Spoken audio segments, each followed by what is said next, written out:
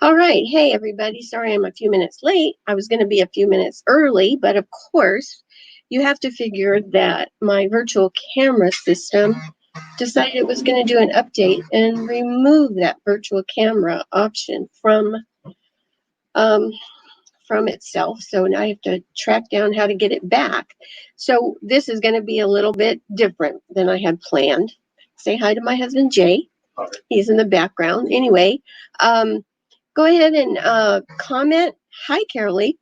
And I will try to keep up with them. And if I don't recognize your comment, don't be offended. It's just that I'm busy, and of course now I'm stressed because this darn system decided all of a sudden it wasn't going to do what I wanted it to do, even though I'd tested it.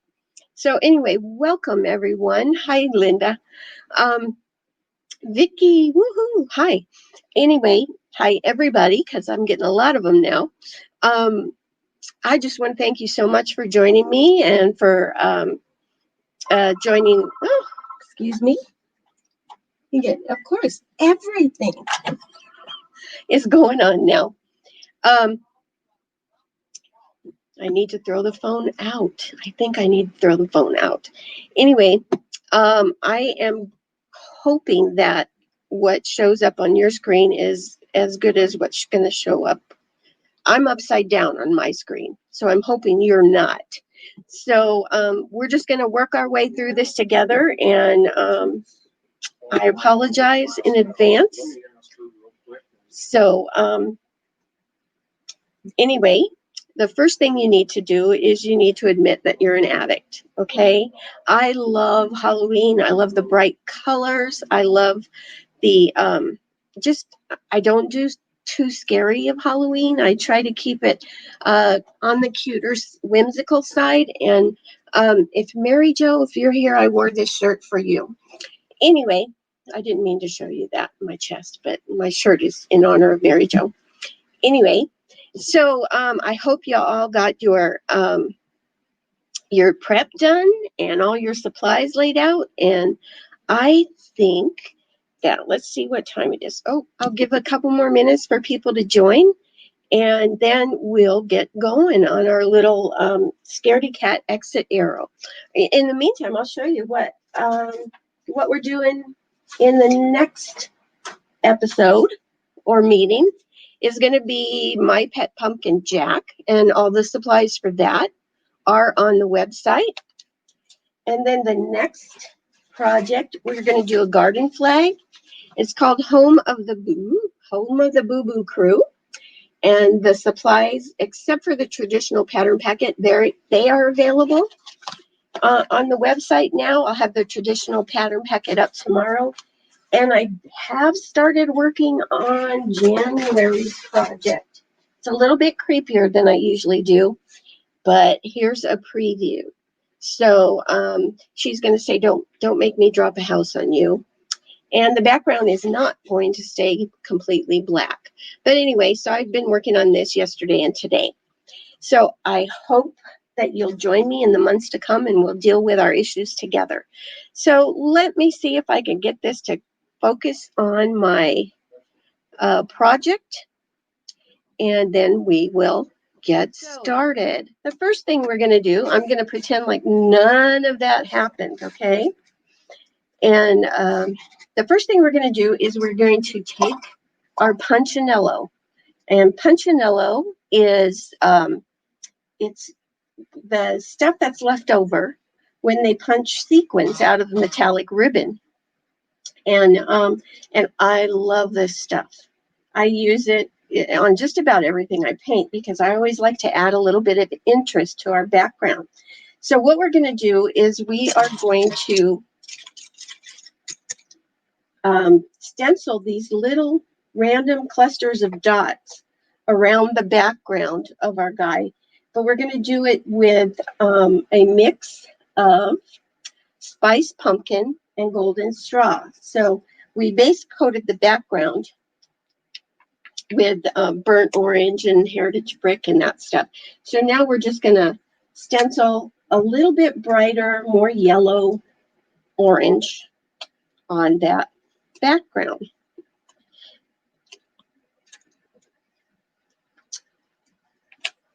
So I know what I'm going to be doing this evening. And I like to use cosmetic sponges, wedge sponges to stencil with. I just feel like I have a little bit better control of them. It doesn't bleed out as much as when I use a stencil brush. So what I'm going to do is, if you could only see the way I'm sitting here trying to paint, is I'm going to pick up a little bit of, let me move this over. Yeah. I'm going to pick up a little bit of spiced pumpkin on my cosmetic wedge. And then I'm going to pick up a little golden straw. And I'm just going to kind of mix them together on my palette. So I get light orangey yellow. Okay.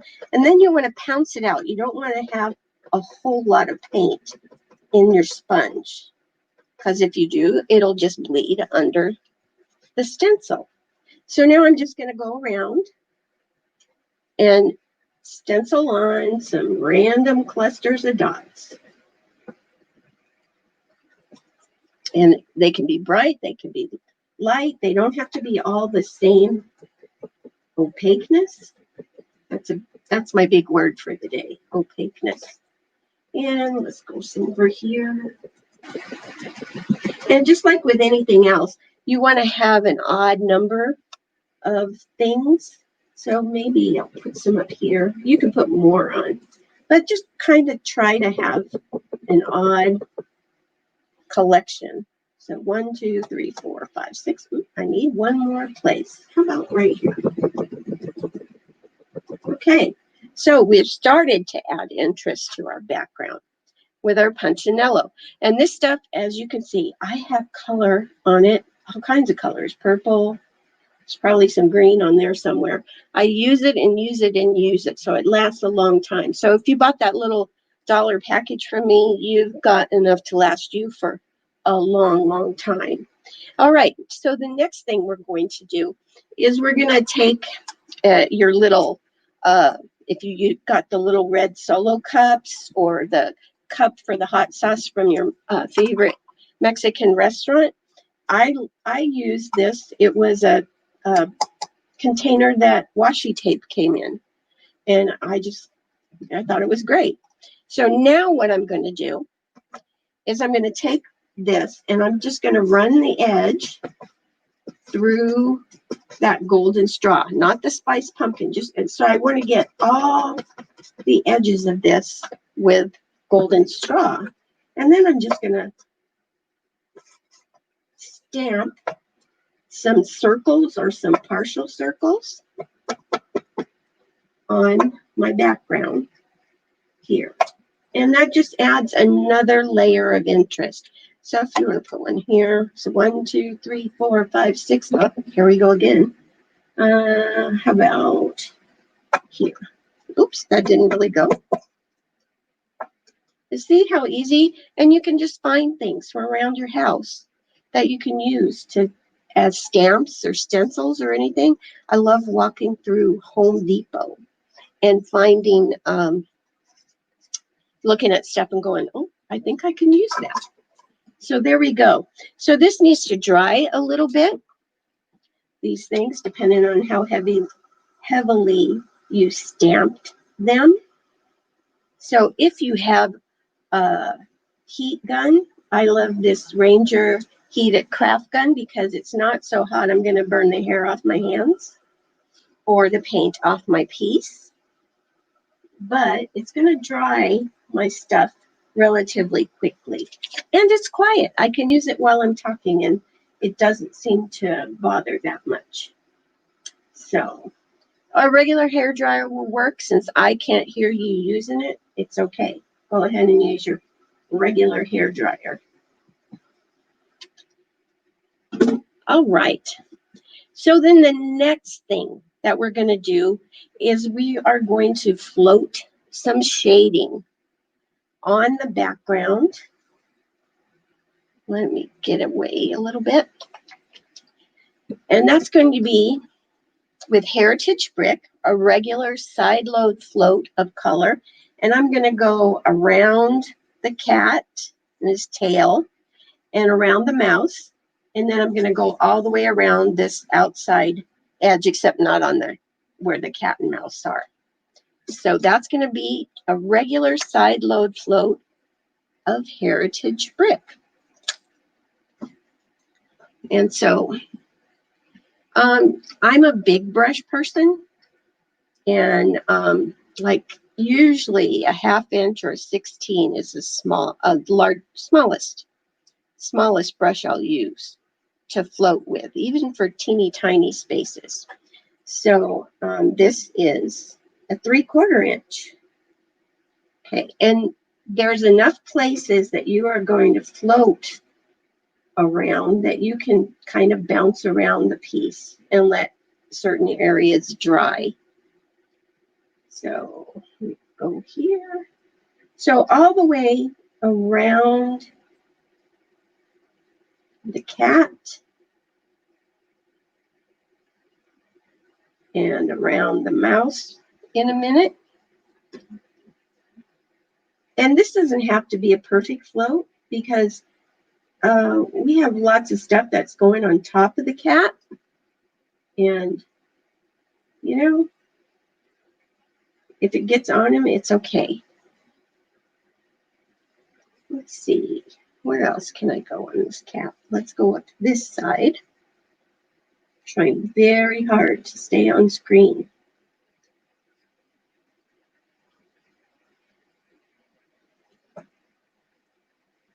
I really, really appreciate y'all joining me despite the troubles. Hi from Michigan. Yay.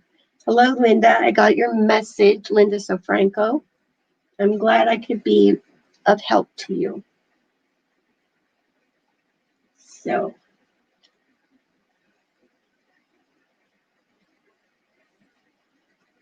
here we go. So I'm shaded around the cat. Here's my stupid wire again. Stay. It's not like a dog or anything. I can't make it stay. All right. Of course, I can't make dogs stay very well either. Linda Parks, I'm anxious to see your ghost. So you're going to have to be sure to post your piece and tag me so I can see how your little ghost turned out. Linda doesn't like mice at all, even cute ones. And so she put a ghost in place of her mouse.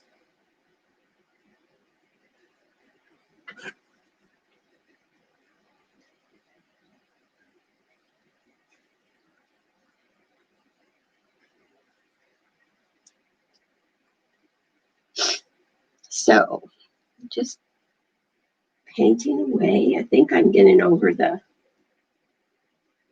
being nervous about having the paint sideways. It's like the old days when we used to paint on the clipboards and we'd paint upside down. That was really interesting. Okay, so now I'm going to go all the way around these edges wherever there's not an animal.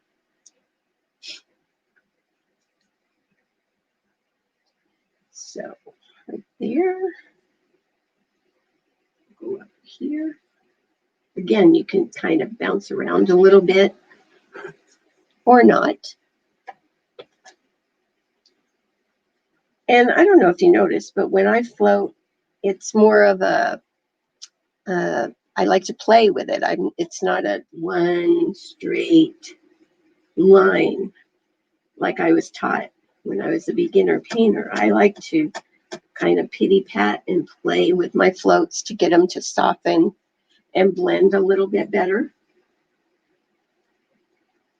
And another thing about this piece is you can get a pattern and paint on the backside. Do a Christmas pattern or Thanksgiving pattern. So it's a multi-use surface. And let's go across this bottom here.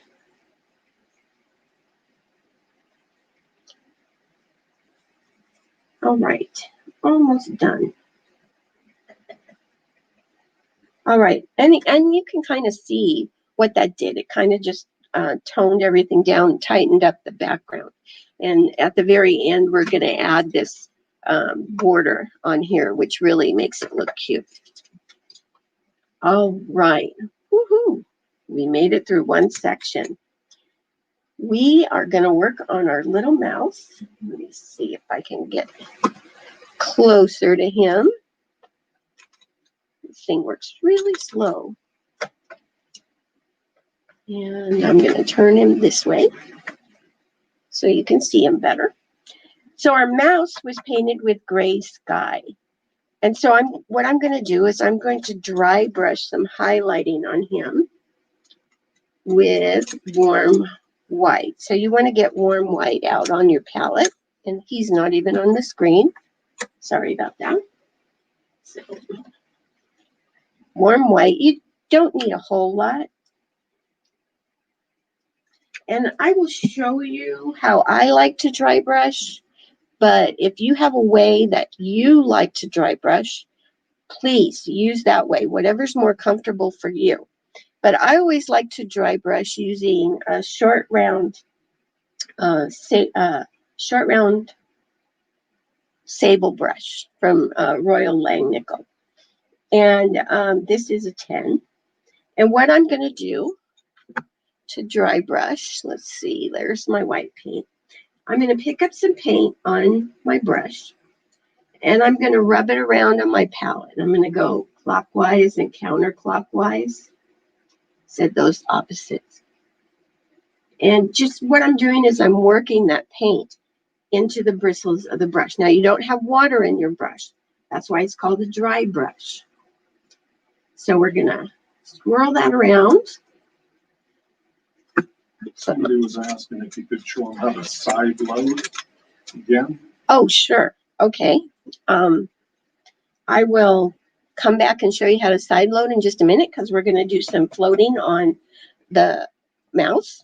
But anyway, so I have that paint worked in the bristles, and then I'm going to wipe it out on my towel. And I don't know if you can see, but there are several areas where I've wiped paint out on my towel. Then, and I have been dry brushing already today with different colors, I'm going to go to this area of my hand and start rubbing it in a circle. Now, when I hit my hand with that, and there you go, hit my hand with that, it feels cool. Not cold, but just cool. And so you rub it around a little while, and then it doesn't feel cool anymore. It doesn't get hot, but it doesn't feel cool anymore. And that's when you know you've taken enough paint out of your brush that you can go and dry brush. So on my mouse, I'm just going to dry brush this warm white. And it doesn't matter if it gets in his eyes a little bit. On his face. Let's see. Can you see that? Yeah. And I need to load again because I let it get a little drier than I normally do. So I'm going to do it on his body. I'm also going to dry brush some of this warm white in the inside, the top of the inside of his ears.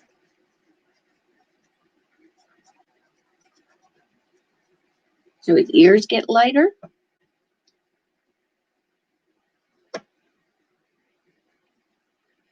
And then as long as we're doing that, we might as well go over to our cat. Get out of the way, paint. And let's dry brush this warm white inside the cat's ears, on the top of the cat's nose.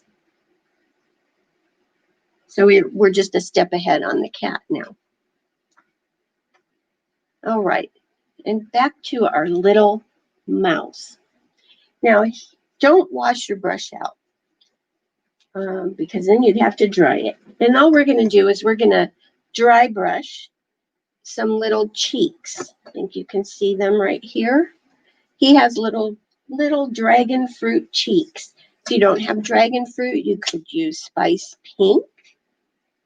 That would be just fine.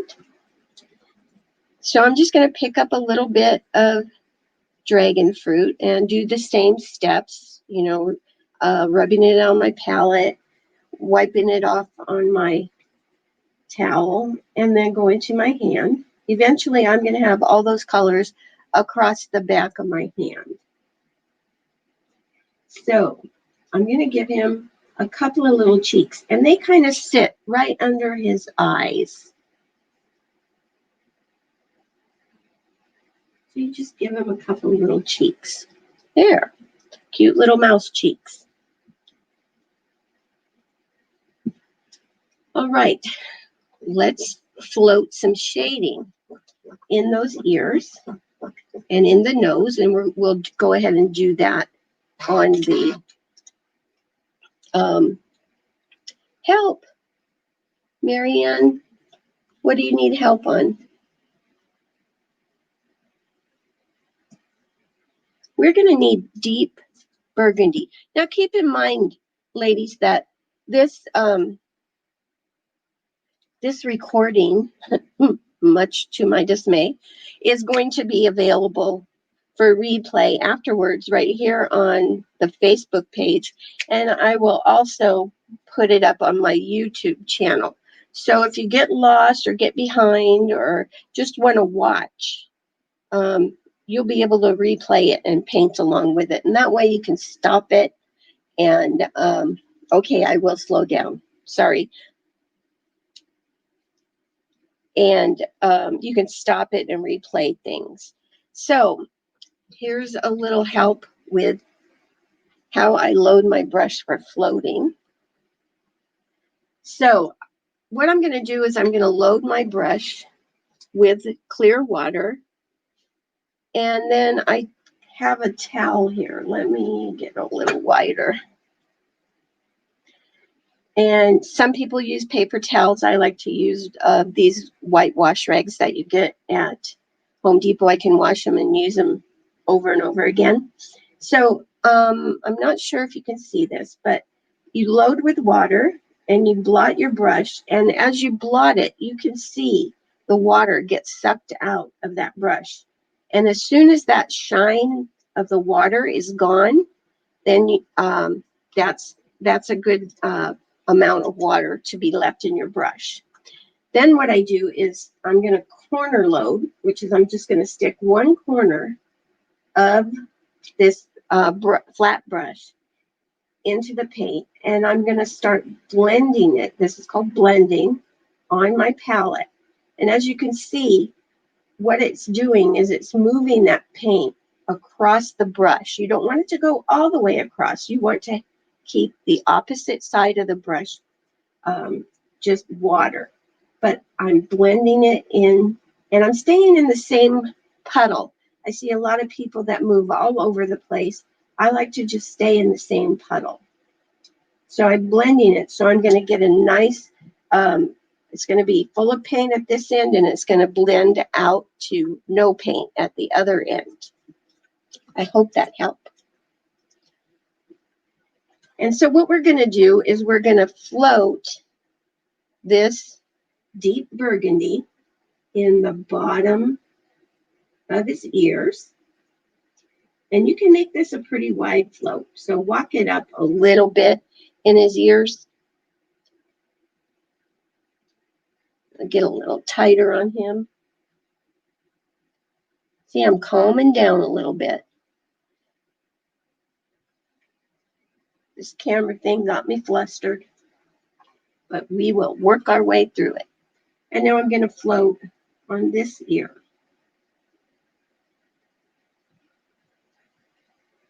So see, I've kind of put dark color about halfway up the inside of the ear. And I'm going to also float a little bit of this color in the bottom of his nose. And that's basically just like you're sticking just the corner of the brush in his nose. And then I'm cleaning up any mess I made with the water side of my brush. So there, we've got it in the bottom of his ears and in the bottom of his nose.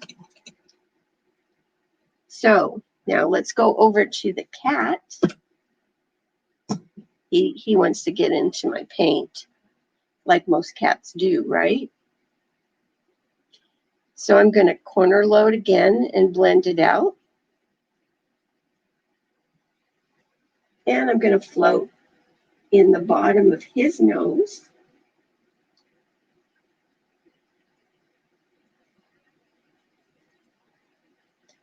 And the bottom of his ears too. Now you can get off into the fur area of the cat. It doesn't matter because we're going to cover that all up. So we're just going to shade and deepen the base of his ears and the bottom of his nose. All right, let's go back to our little mouse.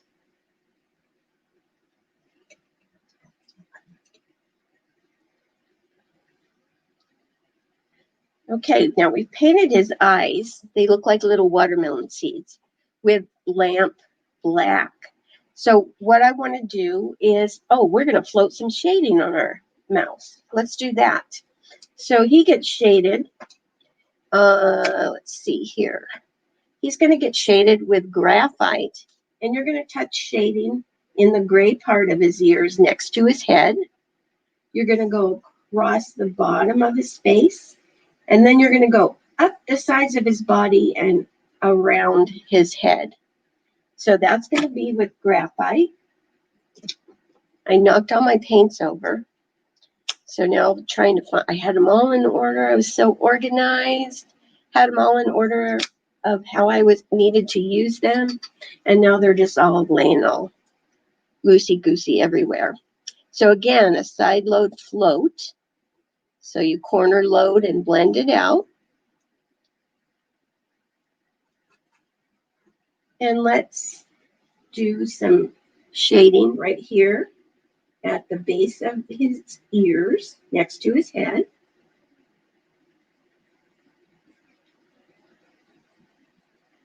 So 4 places on his ears. And yours is going to look much better than mine. I swear. They always do. And I'm going to go in the bottom of his face. So I'm going to start up on the side of his face a little ways and come down and around and back up.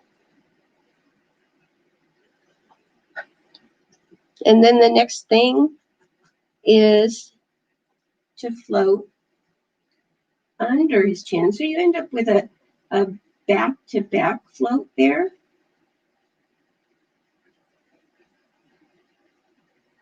Around the bottom of his face. And then you want to go up both sides of his body. This is a new adventure painting sideways. I would not recommend it. And let's see. Let's float a little shading with graphite on his tail. So you want to do it at the base of his tail. And then I'm going to go in the bottom of this curve here. And then in the bottom of the very end of his tail with graphite. He's starting to look cute, even if you don't like him, Linda.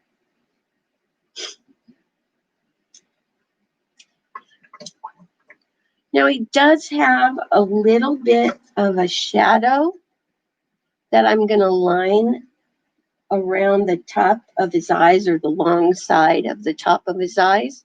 And that's just done with a liner brush, which I obviously threw somewhere. And so we'll just find a different one. Maybe. All right, here it is. A liner brush and some thinned down graphite. So you want to make it, you want to add quite a bit of water to the paint, like just to make a nice thin wash of color. And all I'm going to do is I'm going to line a shadow above each eye like this. You could float it, but to me lining it is a little easier.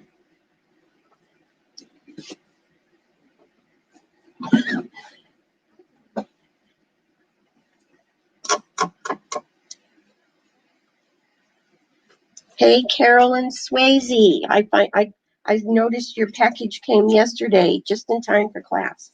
I'm sorry I screwed up your order. It happens. I'm human, and it is 2020. All right. So now we're going to need another new color that we haven't had on our palette before, because what we're going to do is we're going to float a little C-stroke float in the bottom of each eye. But I want you to pay attention here. Notice it's not all the way down in the bottom. There's a little line of lamp black that stays at the bottom. But these little strokes are floated in with turquoise blue. So you basically just need a little dot on your palette. And that, again, you want to side load it and blend it out.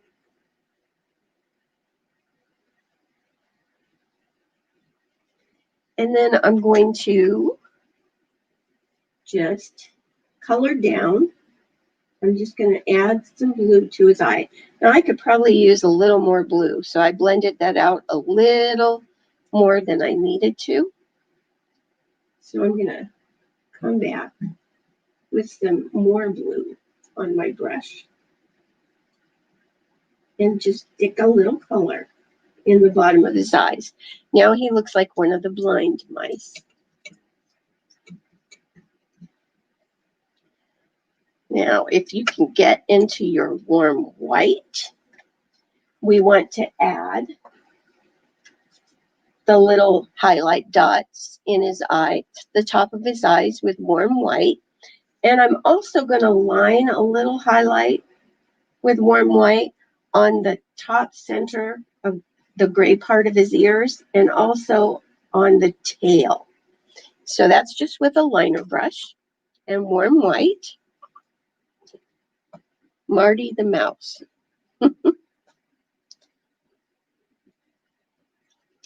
So let's see. We'll give him his dots in his eyes.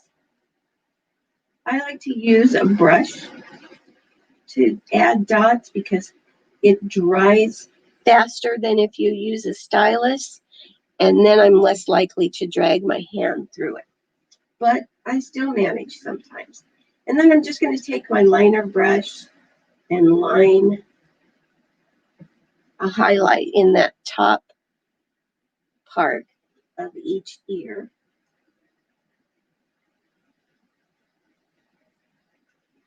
There we go.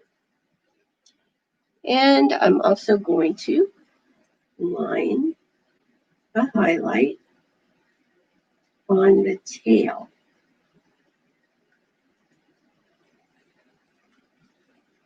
All right, getting closer by the minute.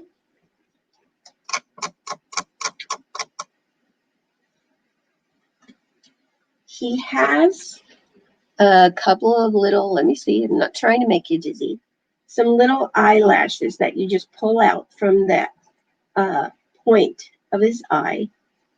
And then you want to dot some little whiskers with lamp black. So, oh, we don't have that on our palette yet. So let's get out some lamp black.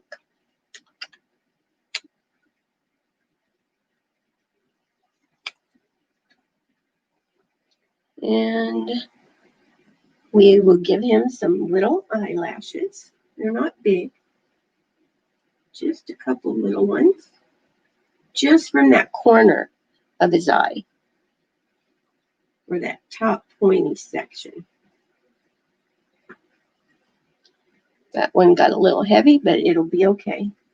And then I'm going to give just a couple little, whiskers.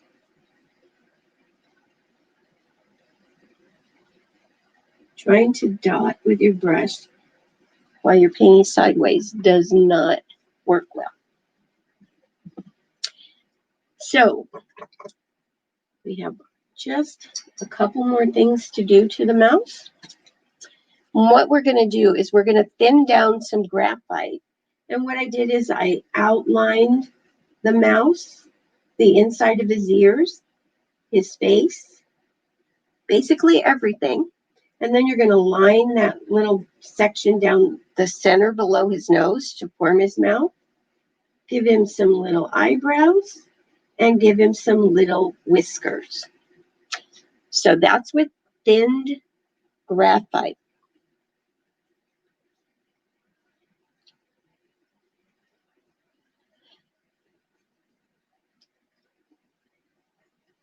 Okay, so let's see. I'm going to change his the way he's laying just so I can get at it better. So liner brush, liner consistency paint, which is paint thinned down to the consistency of ink.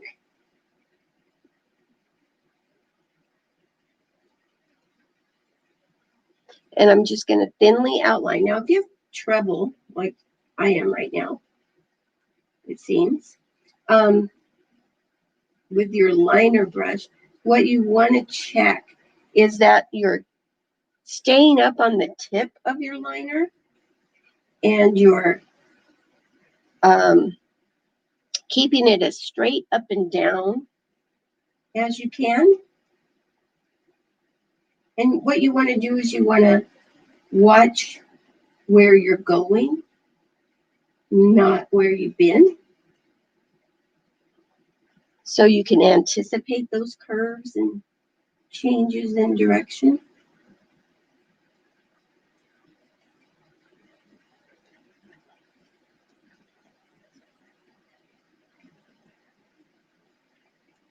Usually pulling towards you is easier than pulling away from yourself, if that makes any sense.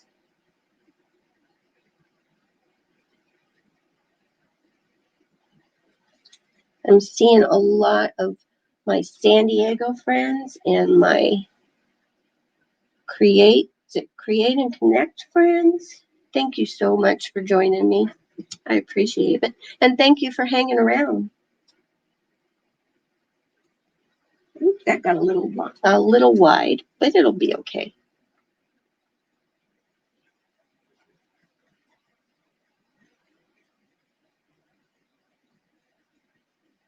So I'm outlining his body. I am going to outline his tail. This is where you get to practice that follow where you're going, not where you've been thing. That'll give you a workout on your liner brush. Normally I don't outline things, but I just felt like he needed to be outlined. It just kind of finishes him off.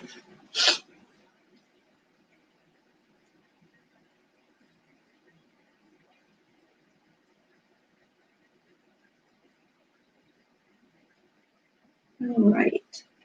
And then he has little whiskers. And I think I did 3 on each side. Try to keep them as thin as you can. He's probably going to look like he has a mustache.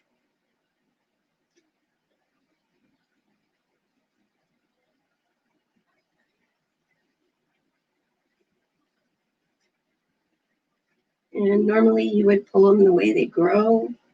But since I'm painting sideways, it's easier for me to pull them not the way they grow. And lastly, we're going to give him those little tiny little hash mark eyebrows above each eye.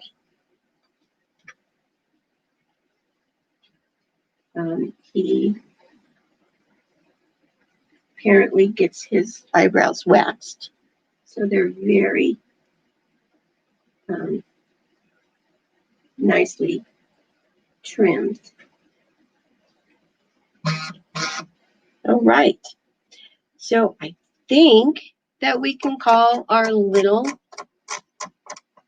thing done. Oh, I'm so glad that you're liking this mouse. How about if we go and work on a cat now? I'll have to get a little wider because the cat's a little bigger. I'm going to move this paint. All right, so let's turn the cat like this so you can see him. I guess I can get a little tighter.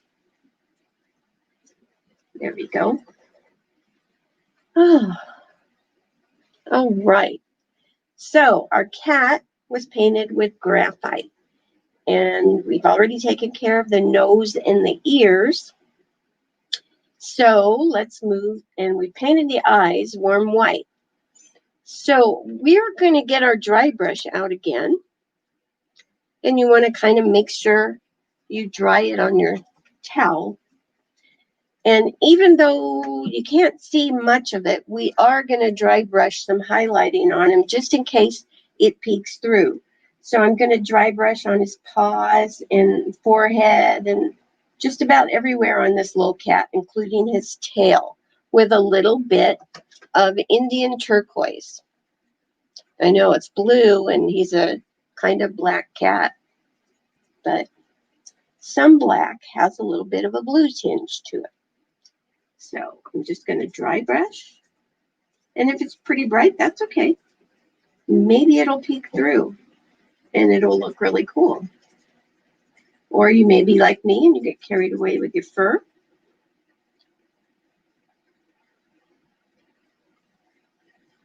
And let's see, let's get some color on his ears.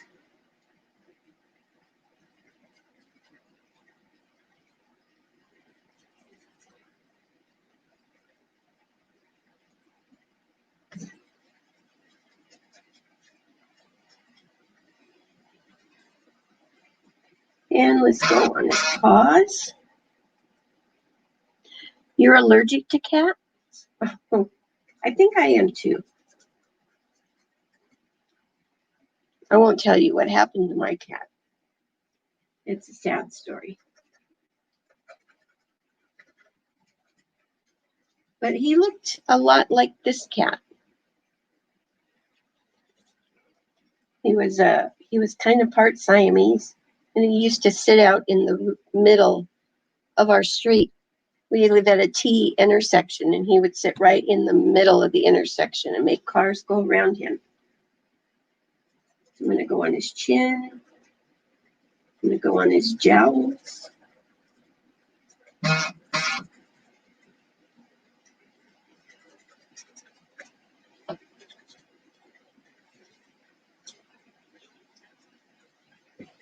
I'm going to go up between his eyes and across his forehead a little bit.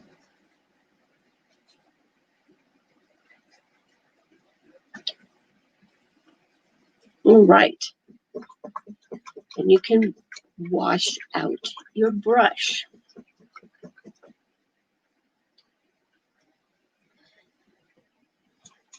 So if you have a filbert comb or a filbert rake, depends on which brand you buy, what it's called.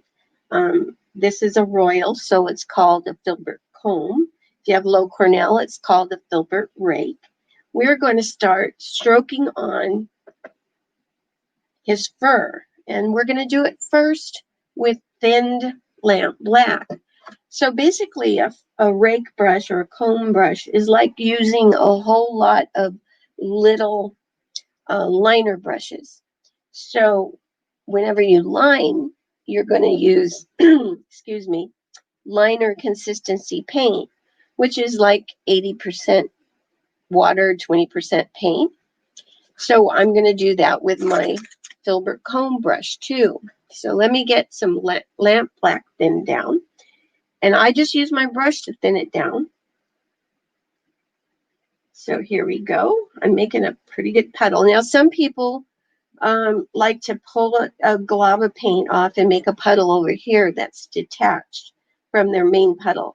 I always like to keep mine attached to the main puddle because that way if I have to pull more color into the puddle, it's right there and I don't have to scoop and blend and stuff. But you can see I'm making pretty thin paint, or you can't see because it looks like ink. And then what I'm going to do is this brush is pretty well loaded. I don't know if you can see that.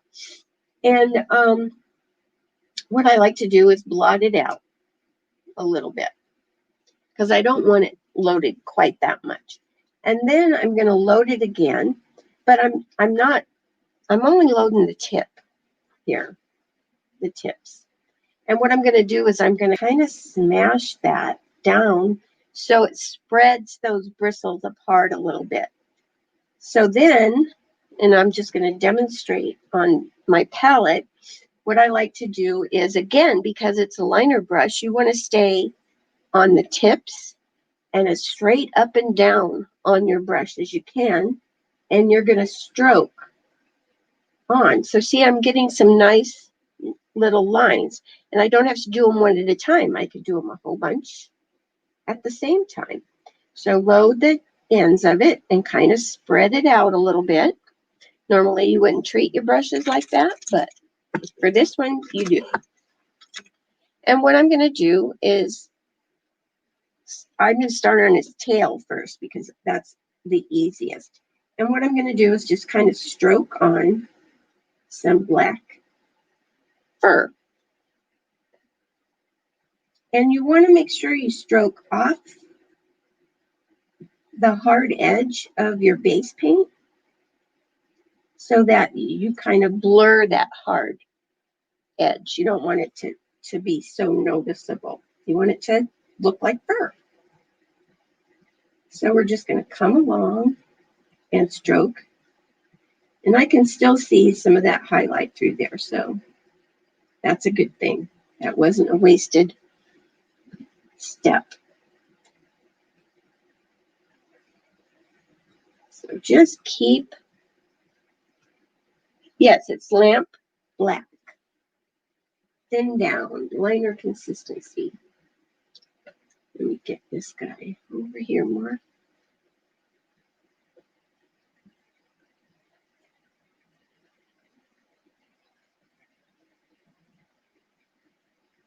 And when I get to the end of his tail, I kind of curve it a little bit so it rounds out.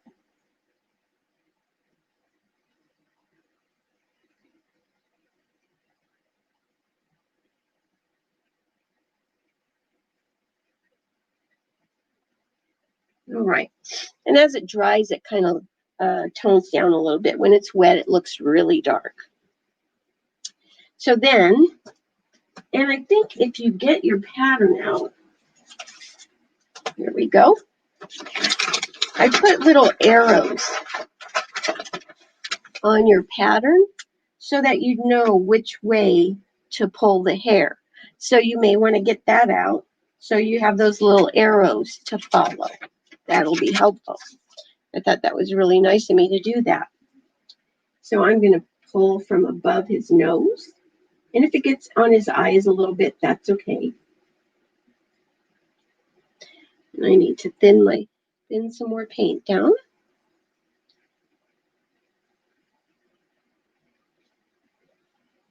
And let's pull.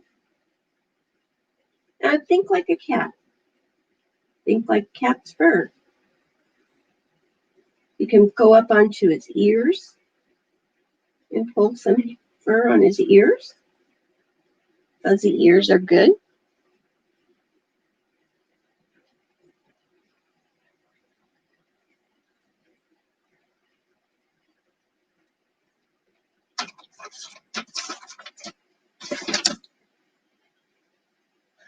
And then let's see.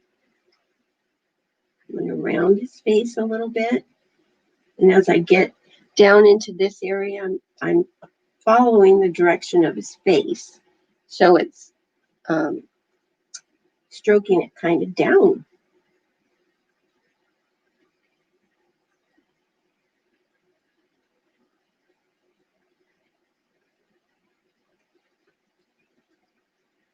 And let's go on his gels.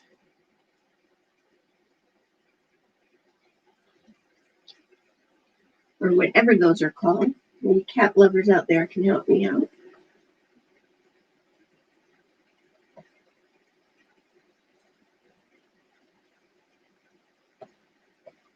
Now this is just the underwear. So don't worry if it dries and you don't see as much of it as you'd like. I'm going to go from here and do his little chin. And then his paws. Just kind of start at the top and go make a paw. Well, he's starting to look cute already, I think. But I'm prejudiced. It's my design. So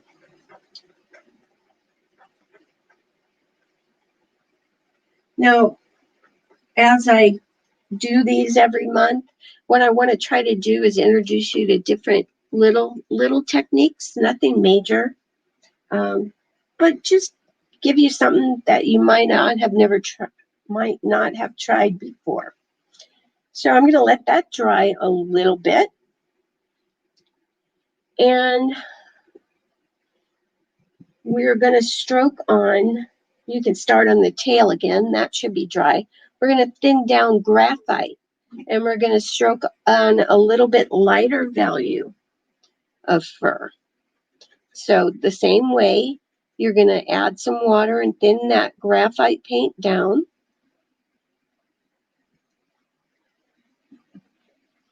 And this lighter color, we're going to keep more towards the center of his body and his tail, and you're not going to see a lot of it. In fact, maybe we'll just pick up a little white, add a little white to that graphite just to lighten it up a little bit. Yeah, in fact, that's what you were supposed to do now that I read the directions, because you needed it to be a little lighter. So you see, I'm keeping this lighter color more through the center of his tail.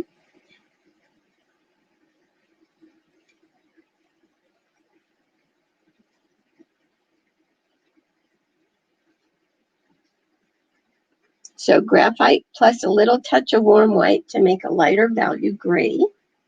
Let's go ahead and I'm going to do a little bit on his ears, since they sit on top and behind the fur on his head. Again, be sure to come off the edge a little bit to break that hard line. I'm going to go on his forehead.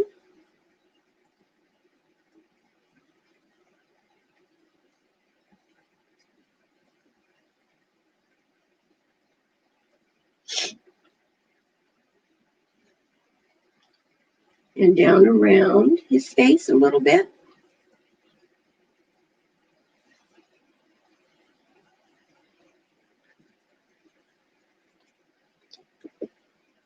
Once you kind of get the hang of the rake brush, usually it takes me a few minutes to get back into the swing of the rake brush, if the rake brush has a swing. And that's why I like to do the dark value first, because that gives me an opportunity to get used to the brush again and how I need to hold it, and to get the look I want.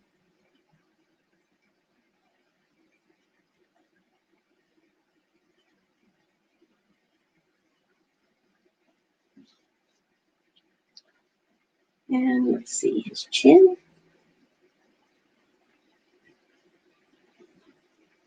Oh, he's starting to look fuzzy. And his paws.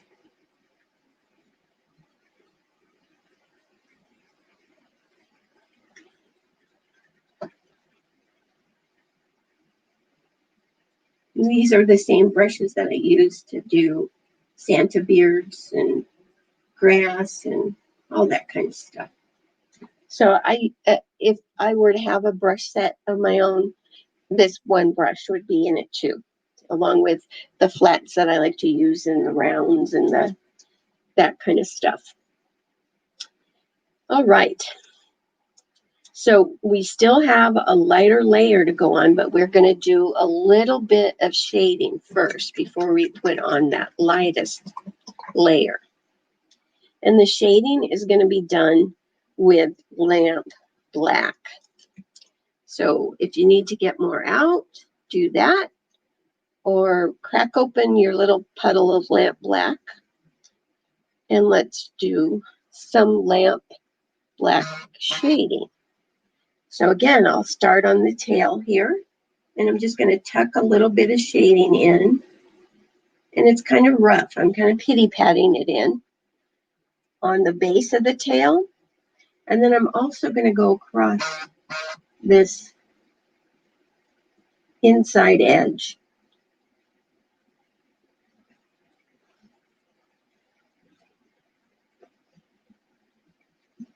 Okay. Then let's try tucking a little bit of shading in at the base of each ear like we did on the mouse.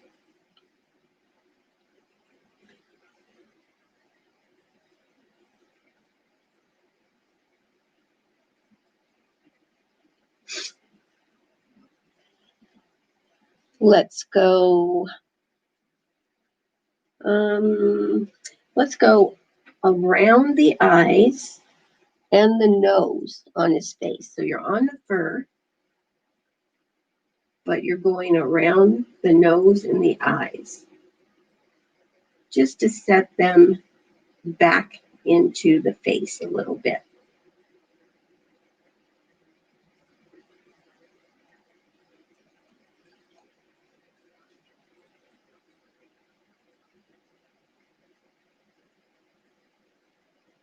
And I got my eyes a little dirty earlier. It doesn't matter.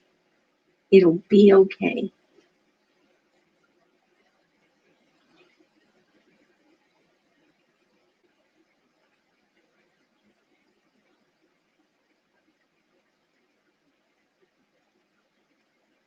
Okay. You can already see a little bit of difference there.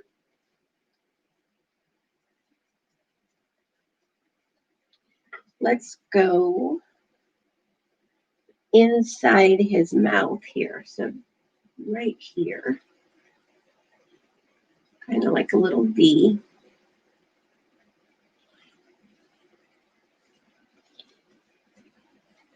And then we want to go above the paws.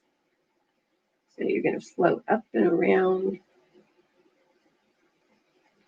the paws, wherever they're on top of the fur.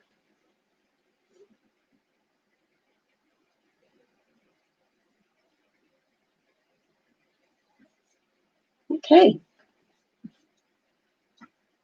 That looks good.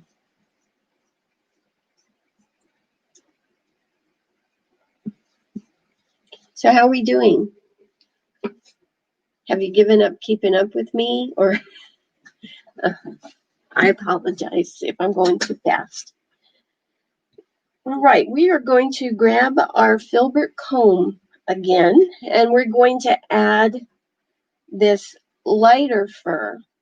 And now this lighter fur, especially on his head area, I made it real definite little bunches. But like on his tail, they're more little short strokes across the top, the tip, and the back edge. And then his paws and his face, you're just going to pull it into this little area here. And a little bit on his chin. So kind of look at your picture and use that as a guideline. But it's graphite again. But this time you're going to add more warm white. You want it to be light. So I'm going for, where am I? Here we are. So this right here was where I did the graphite with a little bit of warm white. And so now I'm adding more warm white to make it really light, but still gray. So don't lose the grayness and get too white.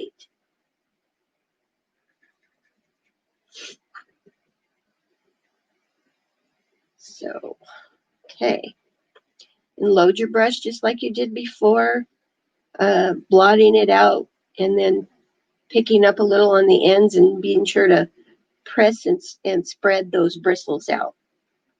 And on this, normally you pull fur the way it grows, but on his head especially and down through here, what I wanted to do is I wanted to have those more definite tufts of hair.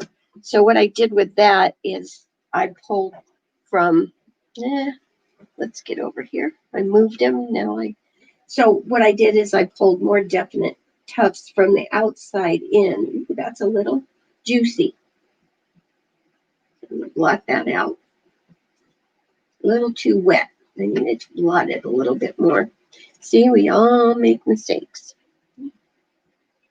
So I'm going to make some more definite light tufts of hair. And I actually pulled them off the top of his head quite a ways. And I'm going to carry that around.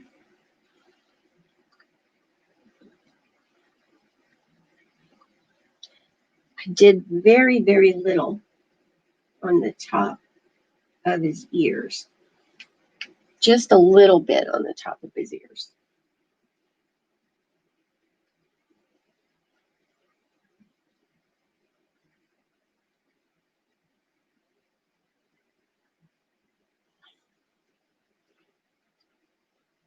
So hopefully your little kitty is looking fuzzy and cute. Yet he looks blind, like the mouse did for a while.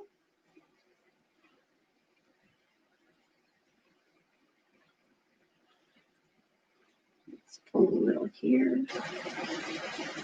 So I'm kind of sparingly putting the lighter stuff, like on the chins and the paws.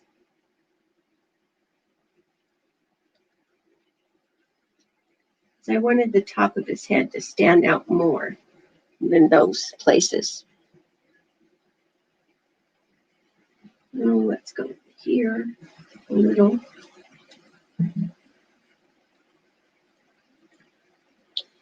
And then we just have his tail to do. And so those are just nice little short fur strokes.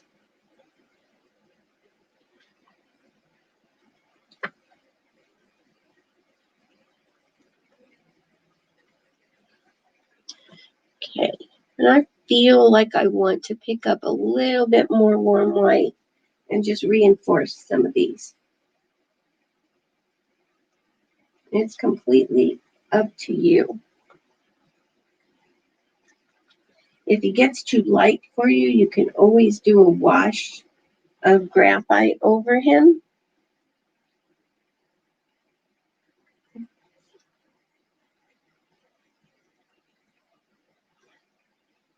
Now I'm getting carried away.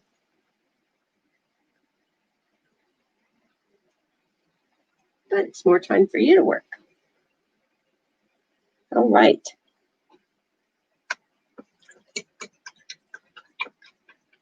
He's got some little whiskers. And those are just lined on with thinned warm white. And I kind of made them kind of jerky, is what I want to say. Not wavy, but they kind of are making hard rights and lefts. But you can make them however you'd like.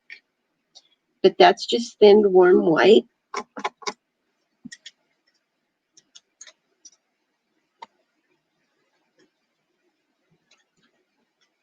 Oh, Regina, it'll be okay. Oh, somebody wants me to go over how to load that fur brush. Sure. Okay, because I'm sure some of you want more time to work on your fur. So the fur brush, which is called a filbert rake or comb, and I'll just show you with the graphite color. You're going to pick up some water, and only for this purposes, I'm going to scoop this out and move it over here. Normally, I just leave it right next there, but it's easier to see. So I've got my puddle of graphite, and I thin it down to ink consistency. So it's really watery. And this whole brush is basically loaded. So then what I'm going to do is I'm going to come here and I'm going to blot this brush out because I don't want that much paint in the brush. And then I'm going to come back and just come into the edge of this puddle and pick up some paint. And as I do that, I'm going to kind of press it down and spread those bristles out so they get separated, so I get more definite lines. And so then I can go to my piece, and let's get here, and I can just stain straight up and down on my brush and on the tips. Let me tell you too, I found that if I plant my pinky finger or my pinky fingernail on the piece, and then I can just stroke back and forth like this, and it keeps me up on the tips. So sometimes if you just brace your painting hand on your pinky finger, that helps you. So that's how you get the little fur things. If that doesn't work for you, you could go back with a liner brush and line fur. All right.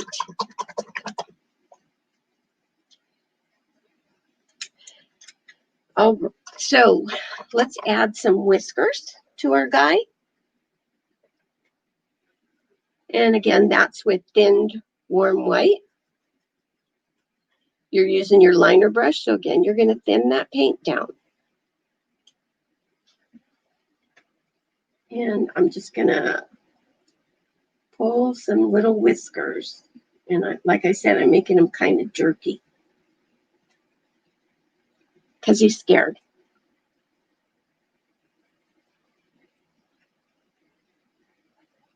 And right in the middle.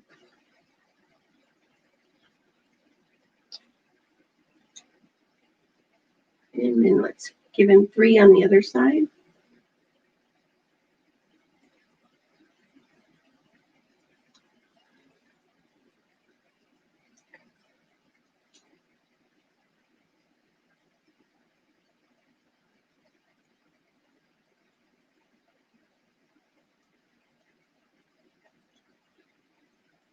All right, there we go.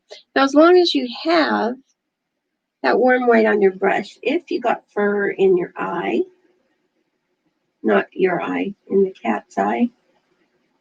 I hate when I get fur in my eye. You are welcome, Valerie.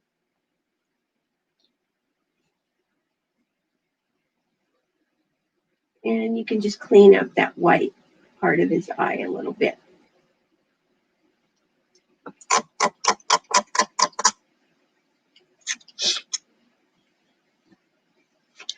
Now, he's got little green eyes, because I always imagine cats having green eyes, Halloween cats having green eyes.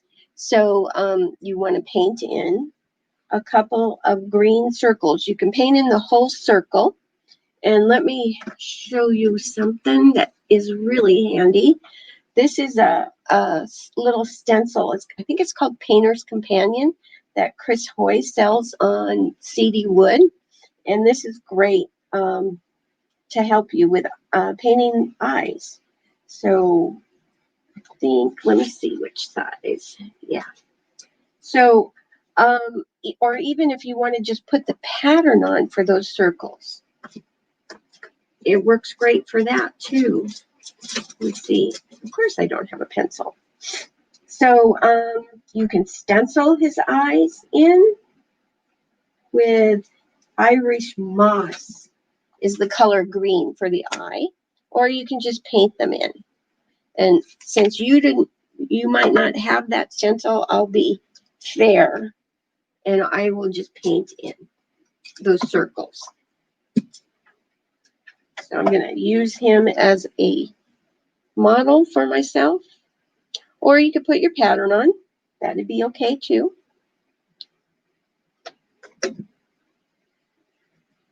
So I'm going to just paint. Now, you know, when you're painting circles, you should always start smaller than you really want your circle to be, because it always ends up getting bigger. I think my paint needs to be shook up a little bit better. So give him a couple green irises. And I'm going to shake this paint more. See if I can get a better coverage. And let's see. Let's go over here. Oh, that's better. I have so many bottles of green Irish moss that if I pick up one I haven't used in a while, I forget to shake it. Good.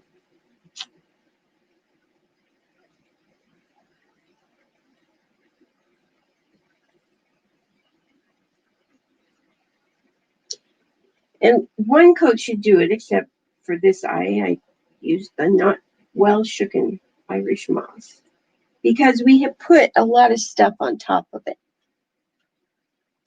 Let me turn him so he's facing better for you. I think I can round that out a little bit more.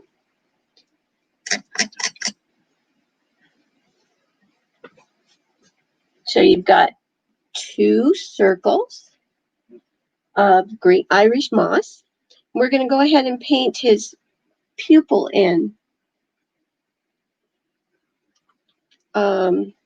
Yeah, Chris's Painter's Pal is a great little tool, and they're relatively cheap. So if you don't have one, you probably want to go to cdwood.com and order a couple. So I'm going to give him some black pupils.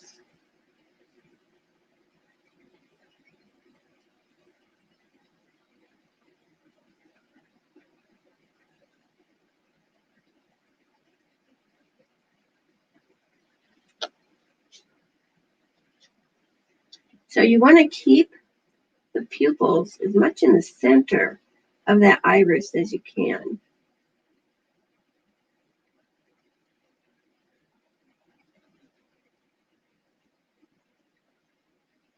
And you judge that by how much iris is left around the edges. All right.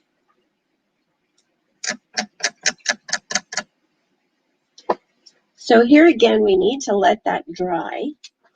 I'm going to get out my handy dandy little dryer here. But you know, we also have a little spider that's up at the top that is painted with lamp black. So this little spider kind of comes off, and that'll give our eyes time to dry off this corner here. So you just want to paint a little circle or oval, or however you want to paint your spider, of lamp black. We might as well get that done with while our lamp black is still good.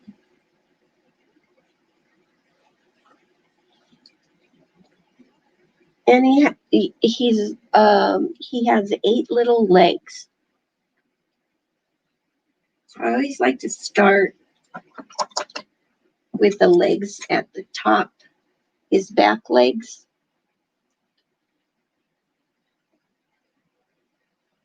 And I'm just going to do kind of like a little L.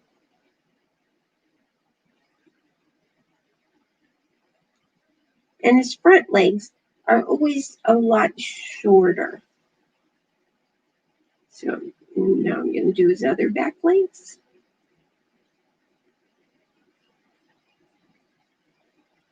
And then his little short front leg.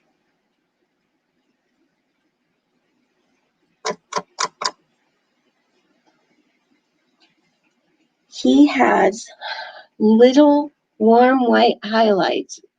Believe it or not, there are little highlights on his legs, on his body. That one's believable. And then he has a little bit of a web that's coming out of his behind.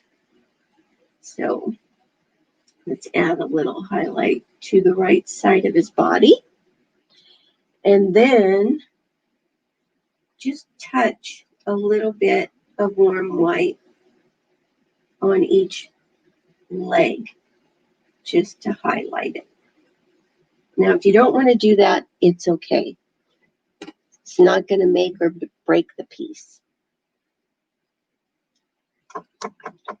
So there, you got the spider done.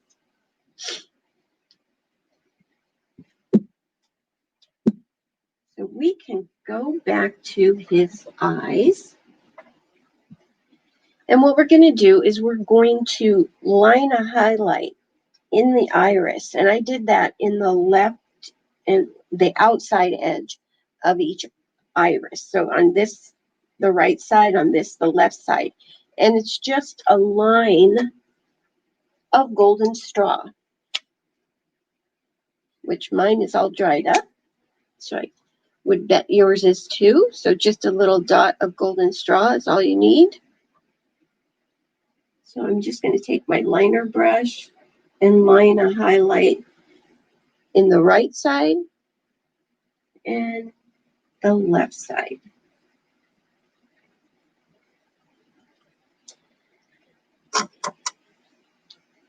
So where there's a highlight line, there's going to be a shadow line. So I'm going to get out a color that we haven't used. And that's evergreen. And this, you really just need a dot. We're going to line shading on the opposite side of that iris, or in the opposite side of that iris. So here in the left side, I'm doing it, and this is in the right side. And it really is lined. It's just take your liner brush and add some lines in there. You're welcome, Joanne. I'm a little slow on the comments here. So one of the last things we have to do to our cat is he has some highlights in his eyes. And those are just warm white with your liner brush. And what they kind of do is they kind of sit in the pupil and a little bit on the iris. So I always just like to set it down so it goes over both of those. And I also like to add just a little dot in the pupil, just directly across from that.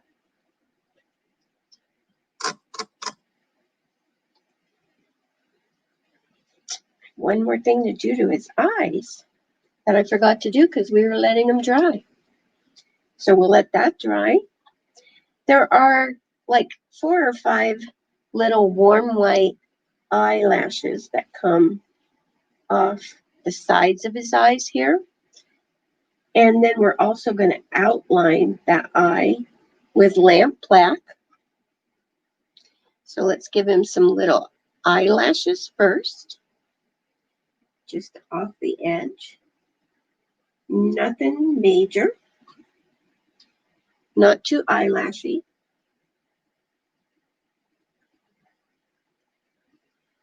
Those eyelashes on that side look kind of weird, but that's how they're going to go right now.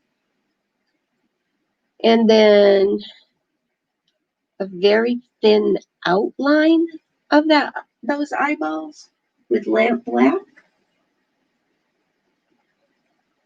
just to make them stand out a little bit more from the fur.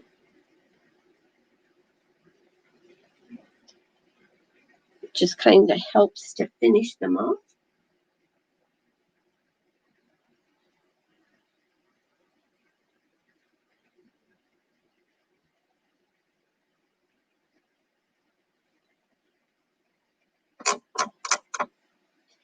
And then we do have to do a float in the top of the eye. And this is going to go across the white, across the green, across the black.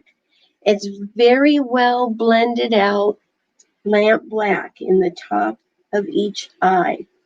So it kind of sinks the eyeball back into the socket a little bit, because you know this is a technically correct cat. So we want to have those eyes stuck back in his head a little bit. So when I say I want something very well blended out, I'm going to show you how I do that.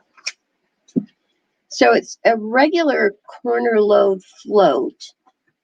So I'm going to pick up, I've loaded my brush with water, blotted it out, and I'm going to pick up a little bit of lamp black. Now, when I want to blend it regularly, I'm going to stay, I can't say that word very well, in the same spot. But when I want to soften that float, what I do is I blend and I start walking away from that main line that I started. So as you can see, it gets less intense and softer. So whenever I write directions and you read them and it says to use a very well blended out float, that's what I'm talking about. I want it to be very soft. Because if we didn't blend it out a whole lot, we would regret it. So I'm just going to float this little soft float. See, it didn't lay down a line of black. It's just a nice, soft float of lamp black, if you can believe it. That just kind of sets those eyes down inside his head a little bit. All right, I need to change my page. Already done the spider, which is awesome. All right, we are going to spatter. We're getting really close to done, girls. And I'm so excited that despite all of our problems at the beginning, we're getting close to done. So we are going to lightly spatter this piece with warm white. And you can use any method for spattering that you like. I like to spatter by beating two brushes together. So what I'm going to do is I'm going to take a large flat brush and I'm going to thin down some warm white, which for me right now is kind of pink. So warm white, thin down, and I've loaded that brush pretty good with that thin down paint, but I'm also going to blot it just a little bit. And then I'm going to take another brush and I'm going to beat the ferrules together. The brush with the paint is on the top. So I'm going to just tap and spatter that paint around there. So just a nice light spattering, not too much. Thank you, Lori. Oh, Vicki, I can't wait to see yours. And then, how about we get our handy dandy, oh, here it is. It fell on the floor. Your stencil. Now, if you don't have the stencil for the lettering, you can paint the lettering in with lamp black and then float the Irish moss in the top. But if you have the stencil for the lettering, you want to get that on here. Let's see. Maybe like that. I think that looks pretty straight. I don't know. How about you? What do you think? And I'll sneak under here and get a piece of tape. I want to tape my stencil down because I'm going to stencil a couple of colors. So tape it. I love it when I can cut a stencil for lettering. And again, I'm going to use my handy dandy little sponge. But you say, it has orange on it. Well,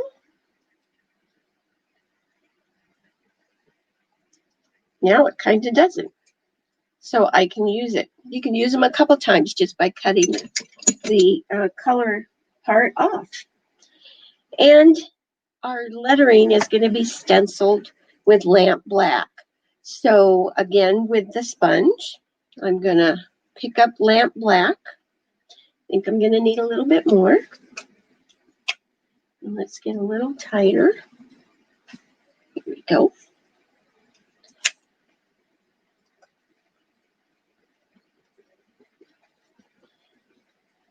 And I'm going to pounce that off again because I don't want it to be so full of paint. And I'm just going to start pouncing and stenciling my lettering on.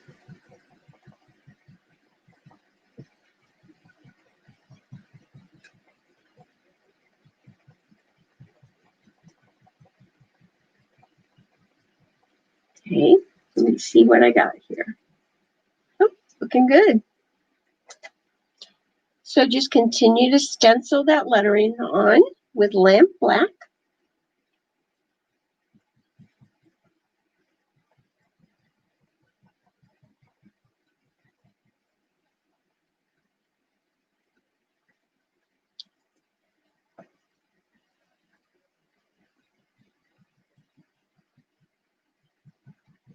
Now, if you want to use a stencil brush, that's fine. I haven't found one I really like yet. And it's been 35 years, so we figured that out this morning when we were driving home from church, that we've been painting for 35 years. Just seems like it's always been there. It's always doing something artsy.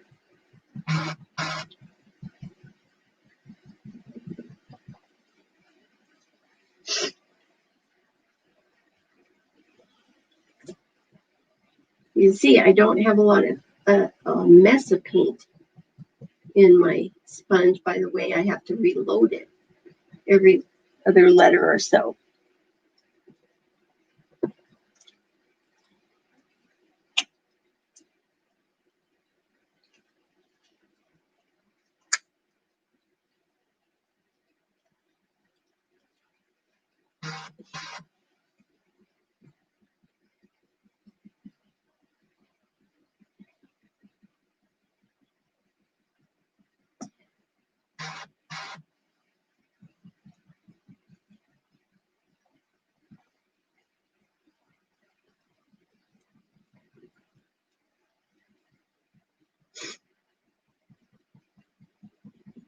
Okay, sorry, I'm being silent. I was concentrating. All right. Now don't move your stencil off. I mean, you can lift it up and check, but you don't want to move it off. And now I'm gonna let that sit for just a second. Kind of let it dry. I'm getting myself another sponge. I had one up here, but I don't know what I did with it. So what we're going to do now is we're going to go back with our sponge, and I got a clean one, and we're going to stencil the top half of each letter with Irish moss. So you want to get into your Irish moss, which was your cat eye color.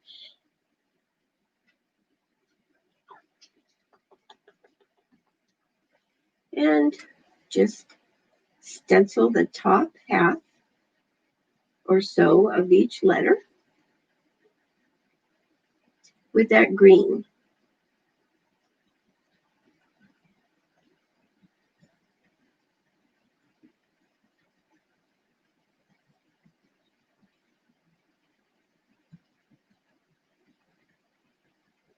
I can go a lot farther with the green than I can with the black.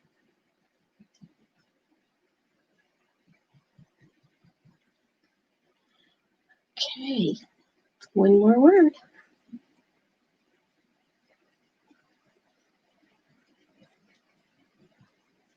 I want you to be sure to post a picture of your piece when you get it done, or even before you get it done. I don't mind. And just tag me. You can't, for some reason, I can't get it to let you post on my actual business page, but you can tag me, Sandy Wallenberg LaFleur, and it'll show up on my personal page, and then I move it over to my business page. But I'd love to see your pieces. Okay. So I keep moving it to be straight to me, and that's not going to work. So there we go. There's that lettering, easy peasy. Now, I'm a big proponent of painting in the bridges. You know, we have to have the bridges cut so that we can have a stencil for our lettering. And I just think it looks more finished if you go through and just quickly fill in those little bridges. And if there's a bridge that has the green on it, you still want to paint it in with the black first, and then come back and tap some Irish moss on top of it. But it just makes the lettering look more finished, more like you did it by hand than you cheated and used a stencil.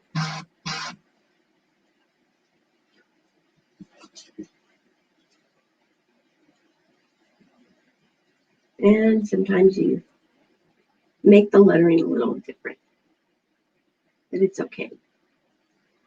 So you just want to tap in and fill in those bridges. Luckily, there's not too many.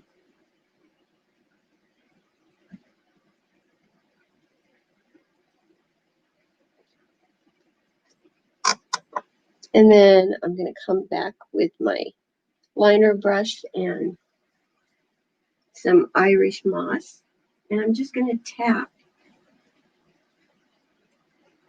the Irish moss in on that bridge,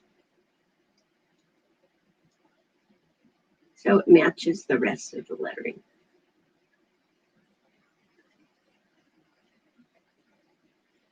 So if you stencil lettering along a lot on your pieces, your Christmas pieces or whatever, just do that. Try to fill it in a little, fill in those bridges, and you'll be surprised at how much more professional and finished it looks when you do that. All right. Oops, look what I did over here. Got off my stencil.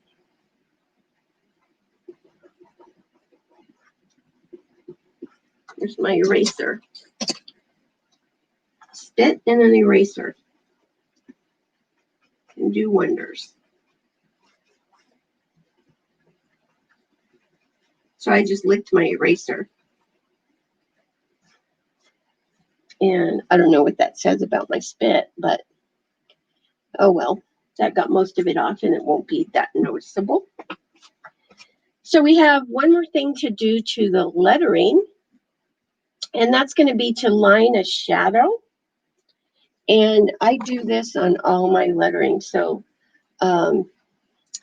if you painted with me before, you know this. If you haven't, now you do. No.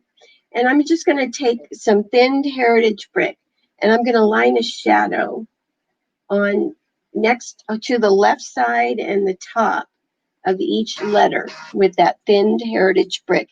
And that just helps the lettering to pop off the background even a little bit more.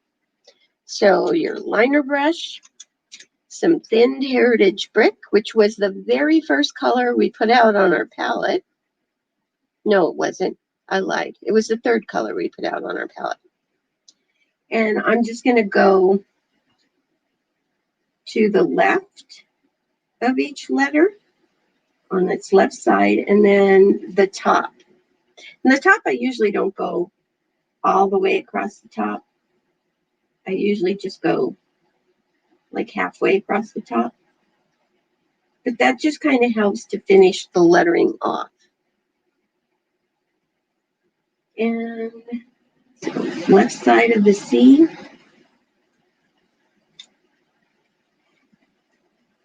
And then here you're going to put it across the top of the bottom of the C.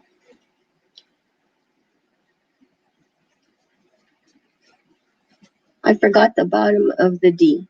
I did. Thank you so much. I knew there was more. Luckily, that doesn't have to be green.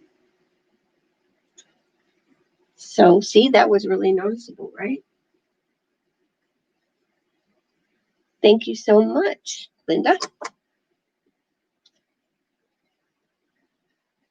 So just this becomes a really quick thing to do because it doesn't matter if it's the same width or anything. And if you get a little bit on the letter itself, it's okay.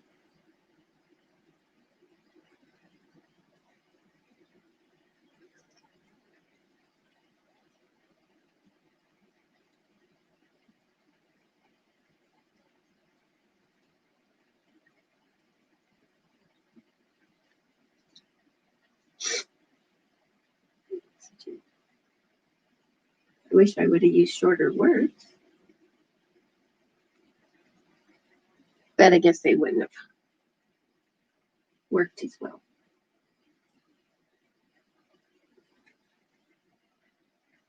Almost done with this lettering here.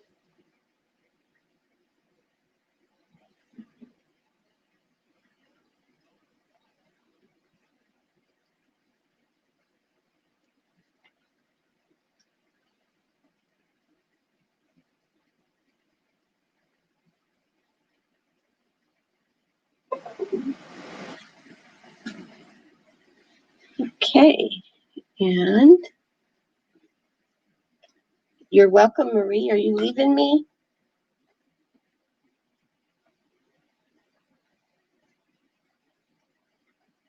We only have to do that little edge treatment after this, and then we're done. Except for you signing your piece and varnishing it and adding a hanger.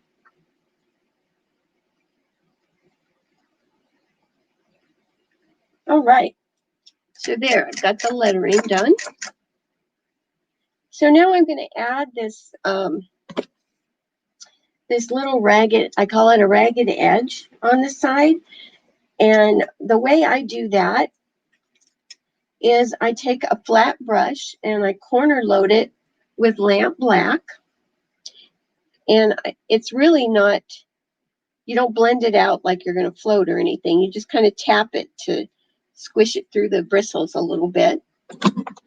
And then what I do is I take that side-loaded edge and just go along the edge of the piece. And yes, it goes right over probably the best looking part of the tail of the cat.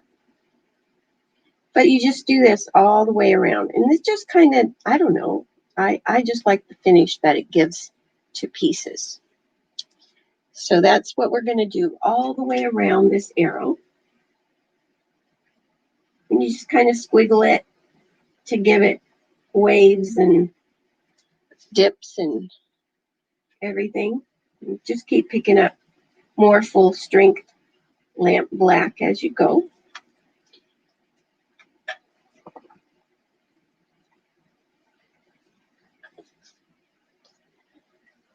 And this shouldn't take forever unless you're real anal about your little dips and stuff.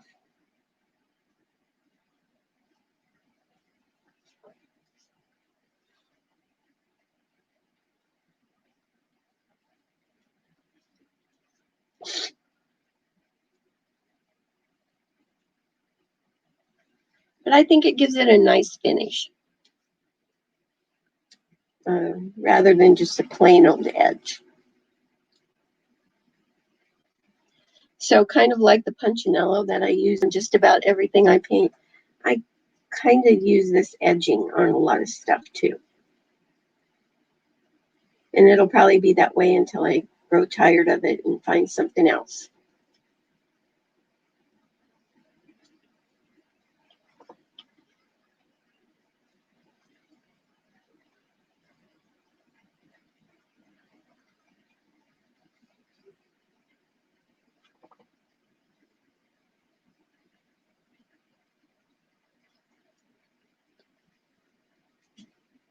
Oh, you're welcome, Cheryl. Thank you for naming my characters. Next month's is already named, though, so you don't have to worry about that. Yes, you will be able to watch this later. It will be a video here on my Facebook Live page, and then I'm also going to download it and add it to my YouTube channel, which there's lots of videos there. And on YouTube, you just want to search Sandy LaFleur, and you'll come up with a page full of YouTube videos for different techniques or different projects.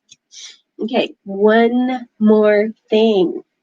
So this little ragged border, I wanted to make it stand out even a little bit more and tie it into the background where we did these lighter yellowish orange things. So I'm just going to take my liner brush and add a little line of golden straw to highlight that edge. And this too doesn't have to be a career. It doesn't have to match the edging completely. So just, I'm making sure I'm on camera here.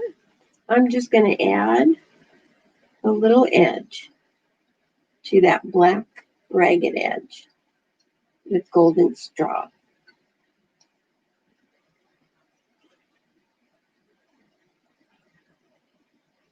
All right, we're getting there.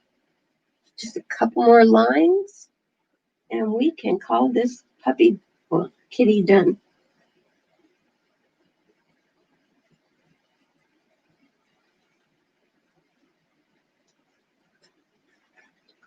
Remember how I said pulling towards you is a lot easier than pulling away? This is where you can really see how that is.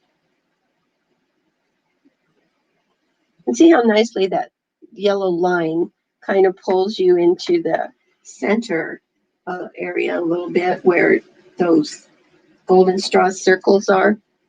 So it all just kind of ties itself back together.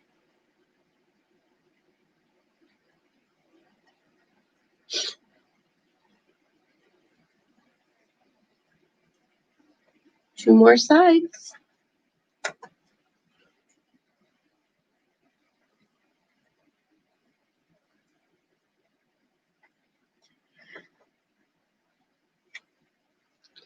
So I hoped that this little piece and this little class, even though it started out a little rough, has helped you come to terms with a little bit of your addiction. Now I know that anything that this class did for you is probably going to wear off relatively quickly, especially since every store you go to, you find Halloween candy and decorations. But I hope it helped a little bit. And hopefully we can get together again next month and do this again. So let me get up here. And hey guys, got my painting glasses on. My husband says I look like Linda from Bob's Burgers with these on. But I just really want to thank you so much for joining me today and for bearing with me through the technical issues. And I just really hope you'll join me again next month and when we're going to paint my pet pumpkin, Jack. And as always, you guys are welcome to use surfaces that you have in your stash. You don't have to use the surface I use. But this one kind of fits because he's a pet and he's in a jar because we don't want him to run away. So, again, he's on the website already. And you can get your surfaces and your patterns and everything and be ready. The date of the class is November 22nd. And I just hope I see you then. And I just appreciate so much that y'all joined me today. And as far as the pattern, Alice, are you talking about the pattern for today's project that is already available on my website, which is www.justfinedesigns.com. And what you're going to do is you're going to put it, you're going to go to the Halloween Addicts Anonymous page on my website, and you'll find it under that page. There is a separate page for each meeting, and on each page is you can get the traditional paper packet, you can get an e-packet, you get the prep instructions, which are always free, and then I have a place for all the supplies. So I don't sell them as kits because, like, I'm going to use Punchinello again on Jack, and you already have Punchinello, so there's no sense in me sending you more Punchinello and having you pay for it. So I just sell the components of the kit. So I hope that you will join me for meeting 2 on Sunday, November 22nd, always on Sunday, always at 3 o'clock Pacific. And I will go through all the comments after I leave here and answer any questions that I can. I apologize if I missed your comments and you didn't get your question answered. But I promise I'll do better next time. Anyway, thanks so much, guys, and have a great rest of your Sunday. I will see you next month, if not sooner.